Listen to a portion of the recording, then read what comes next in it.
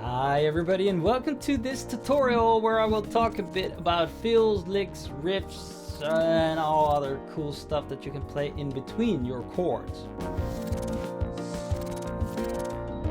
So a lot of times students of mine ask me, I can play chords, I can play the correct chord when it should be played, I can add a little pattern, I can make it flowing, play along to a song, play a song by myself, play a song in a band.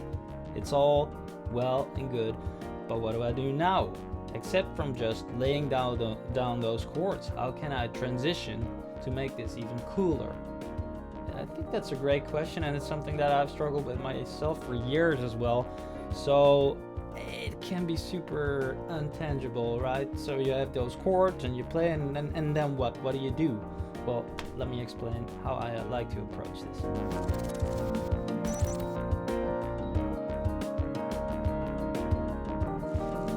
First of all, I'd like you to really grasp that most people, when they think about riffs and licks and all those cool extras, they think about what notes to play. What are my options note-wise? But I like to approach this from a rhythm perspective, actually. And I'll tell you and show you, exemplify why that is. Let's get to the board and I'll show you what I mean. So, first of all, let me just play a quick simple progression over here.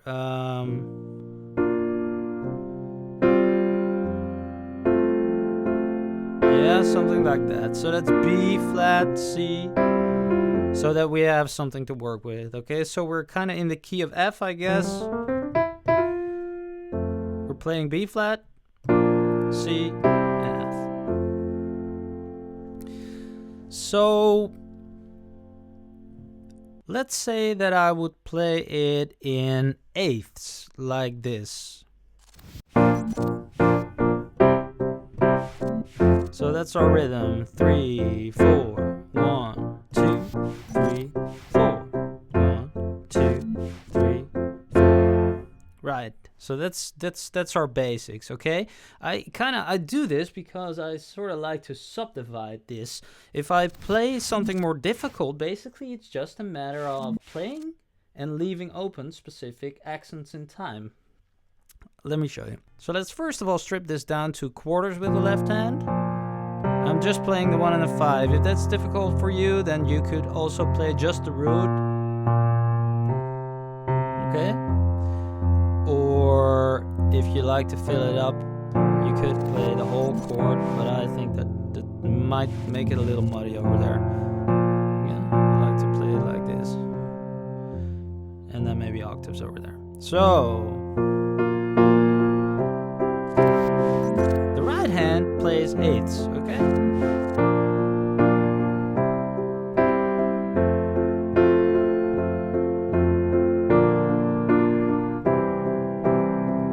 So actually, to make my next point, maybe I do suggest, well, no, just leave it over there. But I will start playing chords because I wanna show you what you can do instead of those chords. Okay, now we have the rhythm, but suppose I do this.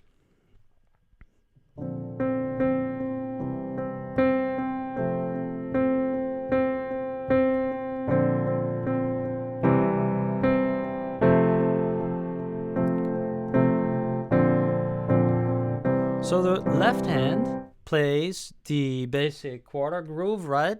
It provides the rhythm, provides the harmony as well by playing the whole chord. As mentioned, if that's difficult for you, then just stick to the, but keep the same time, okay? So first of all, I just played the half beats, just when the chord changes the new note, but then I can play the quarter feel,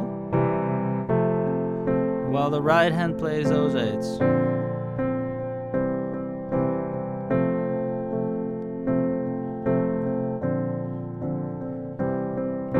So we have the same subdivision, but now I strip down my right hand to just one note and play all eighths.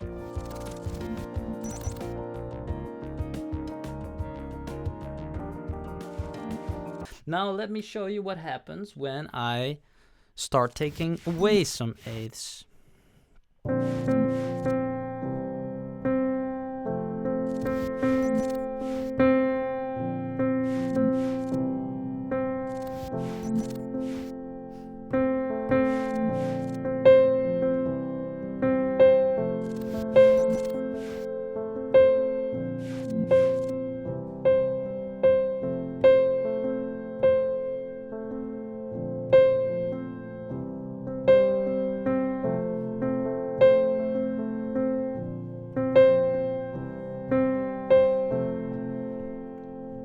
How about that, right?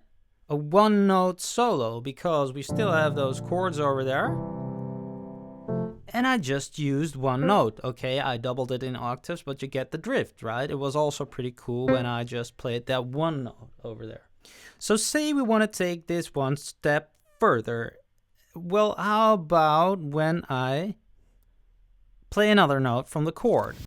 So if we're playing B flat and I have a C, that's actually an add 9, okay? Or it's just 2, but it's actually add 9 over there. So let's say we could, on B flat, also add another chord note.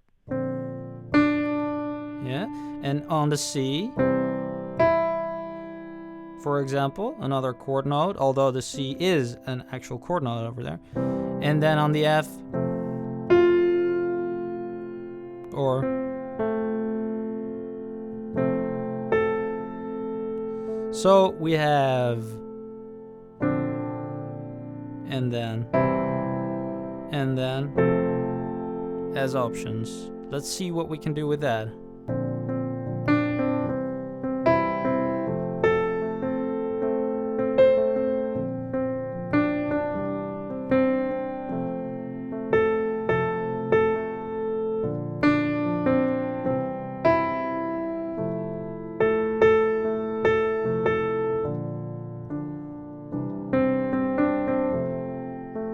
Okay, I made a little cheat over there with the sort of an extra rhythm, but you see what happens? Let's see what happens when we add the actual chords back.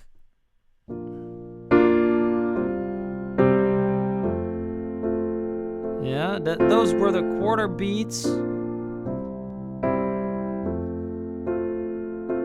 And now let's see what...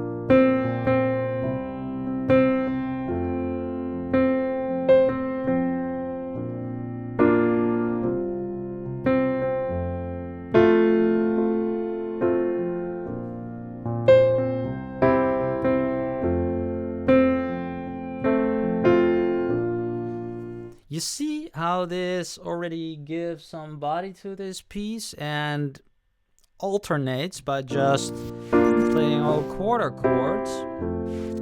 And now, obviously, I picked a note that was conform to all these chords except for the B flat, where it's sort of a more special note. It's the add 9. But on the C, it's very basic, the root, and on the F, it's very basic, D5. So that's why it also sort of is very comfortable for your ears, but maybe even too comfortable. You could use a more challenging note in the sense of color tones, okay? Let's see how this would work if we add another note from the chord to our options. So we do...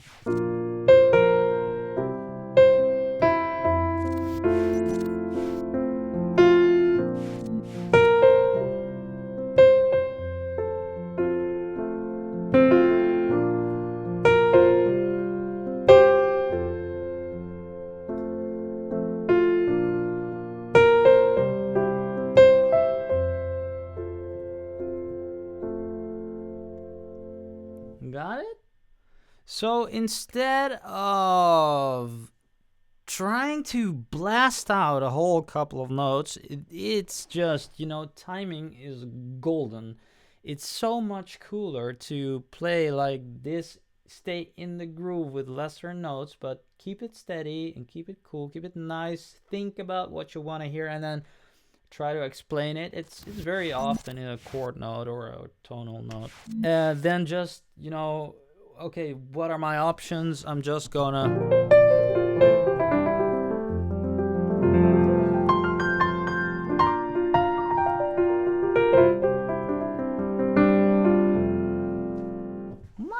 This might be, impressive, although I actually didn't really try to be impressive, because it would be way more impressive if it actually made sense. I just did something over there. And it proves that this does nothing. It has no musical value. It's way more important to realize that all the fast things actually come from this concept: on what time beat, or that's better said, yeah, on what beat do I play and what beat do I leave open. And that way a lick exists, a lick arises from that concept. And which notes you can use. Okay, so we got the chord notes, right? Then the second option, when you got this, but let me stress the fact that it's most important that you just take one note, think this is cool, it fits on all chords, or one concept like what I just did, one note plus a note from the chord, right? One note from the other chord. And make sure you can first play that and then add another concept, another note.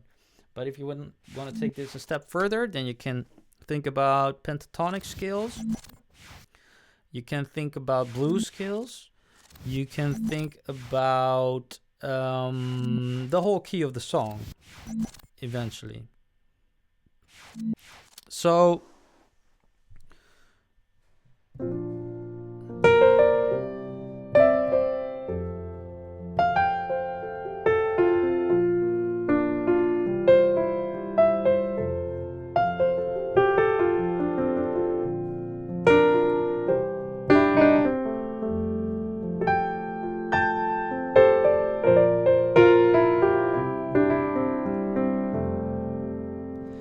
and as you might have seen, I use some extensions quite freely over here, just that dresses up the thing as well. But to play a lick, a riff, a fill, first make a rhythmic statement, a rhythmic concept in your head, and try to play that. If you want to add more notes, then gradually build it up from one note to the next. Optional notes, as mentioned, notes from the pentatonic scale. So pentatonic, you know, right? It's like minor, minor pentatonic, or that will be on F. So D is the minor pentatonic, the minor relative. So it's 1, 2, 3, 5, 6. These all work perfect. So, guys, to not make this too much of an extensive lesson, as mentioned, there is a ton of information to be told about this, but the most important point that I wanted to make is make sure that your timing is good. Timing is everything, okay? If you got that right, then you can start adding notes. Do not be tempted by the which notes are all the options that I can play. No, first get it right and then start adding one note at a time, one concept at a time. I hope this helps. If you like this lesson, then please hit the thumbs up, like it, share it, leave a comment, get over to my website if you want to learn more about this. If you want to get the extras for this lesson, then maybe consider becoming a premium member. If you want to have more of these lessons or want to approach music like this, an understanding from the foundation up, and I have a whole course plan in my member area. Maybe consider becoming a member and taking that, or else get on my newsletter for something free every week. And I hope to see you next time. Thanks for watching. Bye bye.